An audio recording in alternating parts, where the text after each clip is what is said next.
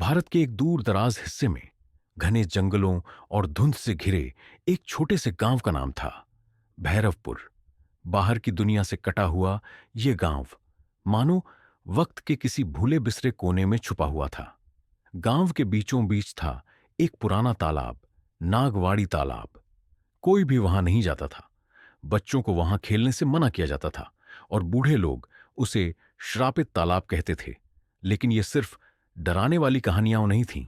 साल था 2022 जब शहर से एक डॉक्यूमेंट्री टीम गांव पहुंची। टीम का लीडर था राहुल, एक महत्वाकांक्षी फिल्ममेकर जो लोक कथाओं और अंधविश्वासों पर रिसर्च कर रहा था। साथ थे उसके दोस्त नेहा, विवेक और अनुष्का। गांव में घुसते ही एक अजीब सन्नाटा उनका स्वागत करता है। बच्चे छिप जाते हैं और बुजुर्ग चुपचाप अपनी खिड़कियां बंद कर लेते हैं। एक बूढ़ी औरत, दादी अम्मा, अकेली थी जो बोलने को तैयार हुई। इस गांव को मत कुरेदो बेटा, वो तालाब जाग जाएगा। राहुल मुस्कुराया। दादी अम्मा, सिर्फ शूटिंग करनी है, कोई पूजा नहीं तोड़ेंगे। लेकिन नियत और नियतियां हमेशा एक जैसी नहीं होती। पहली रात को टीम ने गांव के बाहर एक खाली हवेली में डेरा डाला। शाम को जब राहुल और विवेक ड्रोन से तालाब की फुटेज ले रहे थे, तभी कुछ अजीब हुआ। ड्रोन अचानक हवा में कांपने लगा। कैमरा ब्लर हो गया। एक ठंडी नीरव सी चीख गूंज उठी, इंसानी लेकिन इंसान से परे। ड्रोन क्रैश हो गया। अनुष्का, जो साउंड रिकॉर्डिंग कर रही थी, बोली, इस आवाज में कुछ था, जैसे कोई रो रहा हो। नेहा डर गई, लेकिन राहुल हंस पड़ा। प्योर गोल्ड, यही तो चाहिए हमें। उन्हें नहीं पता था कि श्रापित तालाब ने उनकी मौजूदगी को महसूस कर लिया था। अगली सुबह दादी अम्मा ने राहुल को बुलाया। उसकी आंखों में डर और गुस्सा दोनों थे। तू तालाब की तरफ गया? राहुल ने सिर झुका लिया। दादी अम्मा ने कांपते हाथों से एक पुराना किस्सा सुनाया। 150 साल पहले भैरवपुर में नागा साधुओं का एक मेला लगा करता था।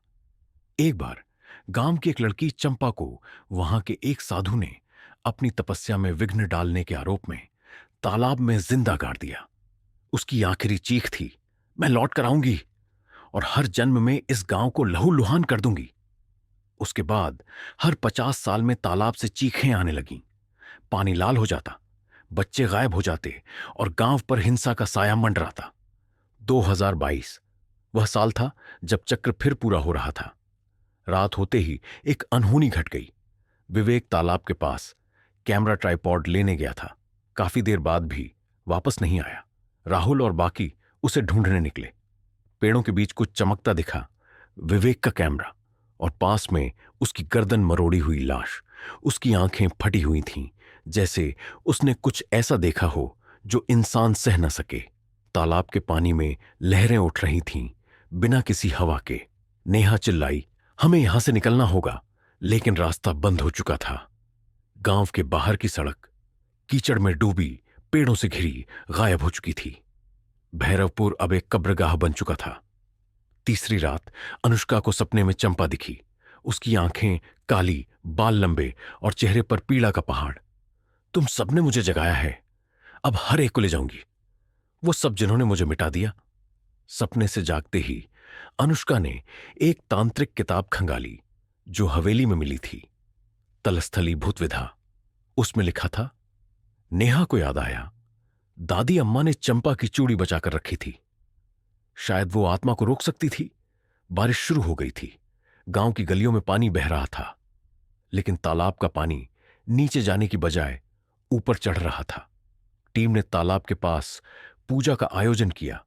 चंपा की चूड़ी जलाकर आत्मा को शांति देने की कोशिश की, लेकिन आत्माएं इतनी आसान से नहीं जाती। तालाब के बीचों बीच एक आकृति उभरी। चंपा अज्जली, भीगी और अब इंसान नहीं रही। तुमने मेरा चैन छीना, अब मैं तुम्हारा नाश करूंगी। हवा तेज हुई, बिजली गिरी। नेहा को कुछ अदृश्य ने खींच लिया। उसकी चीख तालाब में गूंज गई। राहुल अब टूट चुका था। वह चिल्लाया, तू जो भी है, तुझे माफी चाहिए या बदला? एक पल को सब शांत हो गया। चंपा की आत्मा तैरती हुई उसके पास आई। उसके चेहरे पर आंसू थे। बस कोई माने कि मेरे साथ अन्याय हुआ था। राहुल ने चूड़ी को पानी में डुबोया और बुदबुदाया, तुझे शांति मिले। एक तेज चीख एक सफेद रोशनी, और फिर सब शांत। अगली सुबह भैरवपुर में पहली बार सूरज चमका। तालाब का पानी अब साफ था। गांव के लोग बाहर आए, डरते हुए लेकिन आश्चर्यचकित। राहुल अकेला था। नेहा, विवेक और अनुष्का अब बस यादें बन चुके थे। गांव वालों ने उसे धन्यवाद दिया, लेकिन राहुल के चेहरे पर कोई संतोष नहीं था। कहते हैं वह फिर कभी किसी डॉक्यूमेंट्री प्रोजेक्ट में नहीं गया। अब जब भी कोई भैरवपुर के पास से गुजरता है, तालाब में से आती एक धीमी सी फुसफुसाहट सुनाई देती है। मैं अब सो रही हूं, पर हमेशा के लिए नहीं।